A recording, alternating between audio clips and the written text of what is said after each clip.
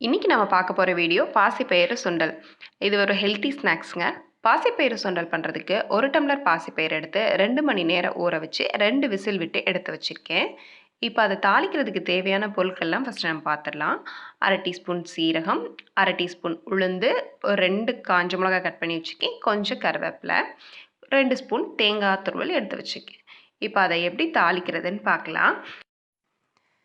இப்போ தாளிக்கிறதுக்கு ஒரு பாத்திரம் வச்சுட்டு அதில் கொஞ்சமாக நல்லெண்ணெய் நம்ம சேர்த்துக்கலாம்.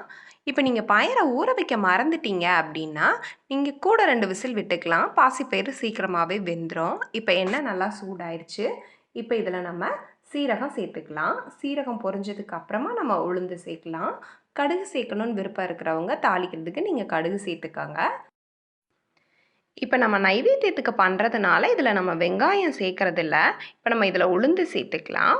உளுந்து பொரிஞ்சதுக்கு அப்புறமா நம்ம இதில் காஞ்ச மிளகா வத்தல் கட் பண்ணி வச்சுருக்கோம் இல்லையா, அதுவும் கொஞ்சம் கருவேப்பிலையும் சேர்த்துக்கலாம். இப்போ நீங்கள் நெய்வேத்தியம் இல்லாமல் சும்மா சாப்பிட்றதுக்கு பண்ணுறீங்க அப்படின்னா ஒரு பெரிய வெங்காயத்தை எடுத்து கட் பண்ணி சேர்த்துக்கோங்க. நல்ல டேஸ்ட்டாக இருக்கும். பாசி பயரை நம்ம அதிகமாக சேர்க்கும் போது உடல்ல இருக்கிற பித்தம் கம்மியாகுதுன்னு சொல்கிறாங்க. அதனால அடிக்கடி நம்ம பாசி பயரை எடுத்துக்கலாம்.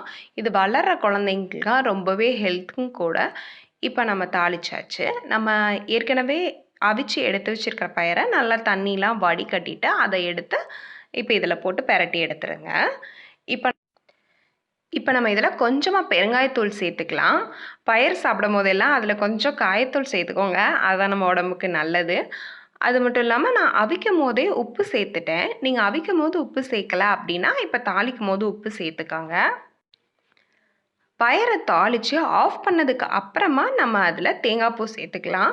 அடுப்பை ஆஃப் பண்ணிவிட்டு தேங்காய் பூ சேர்த்தா தான் நல்லாயிருக்கும். நீங்கள் தேங்காய் பூவையும் போட்டு ரொம்ப நேரம் பெரட்டிகிட்டே இருந்தீங்க அப்படின்னா அது எண்ணெய் வாடை வர்ற மாதிரி ஆகிடும். பாசிப்பயிறு அவிச்ச தண்ணியை நீங்கள் வேஸ்ட் பண்ணிடாதீங்க. வேஸ்ட் பண்ணிடாமல் அந்த தண்ணியை எடுத்து வச்சுட்டு அதில் கொஞ்சமாக உப்பு, கொஞ்சமாக சீரகத்தூள், கொஞ்சமாக மிளகுத்தூள் சேர்த்து குடிச்சிங்க அப்படின்னா டேஸ்ட்டாக இருக்கும். அதுவும் இல்லாமல் அது ரொம்பவே ஹெல்த்தி. அவ்வளோதான், நம்மளோட பாசிப்பயிறு சுண்டல் ஈஸியாக ரெடி ஆகிடுச்சு. உங்களுக்கு இந்த வீடியோ பிடிச்சிருந்துச்சுன்னா எனக்கு லைக் பண்ணுங்கள். அப்படின்னு மறக்காமல் நம்மளோட சேனலை சப்ஸ்கிரைப் பண்ணுங்கள். தேங்க்யூ.